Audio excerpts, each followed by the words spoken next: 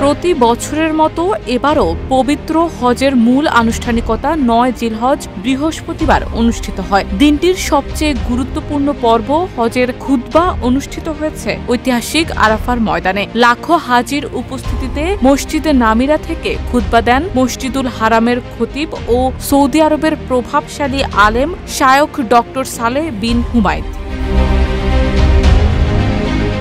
খুতবায় তিনি মুসলমানদের তাকওয়া অবলম্বন, আল্লাহর আনুগত্য ও পরিপূর্ণ ঈমানদার হওয়ার আহ্বান জানান। বলেন, আল্লাহর কাছে গুনাহ মাফ চাইতে হবে। যারা তা করবে আল্লাহ তাদের জন্য রেখেছেন চিরস্থায়ী জান্নাত। তিনি আরো বলেন, ইসলামের মূল ভিত্তিগুলো মেনে চলা আবশ্যক। আল্লাহর একত্বে বিশ্বাস, নামাজ, রোজা, যাকাত এবং হজ।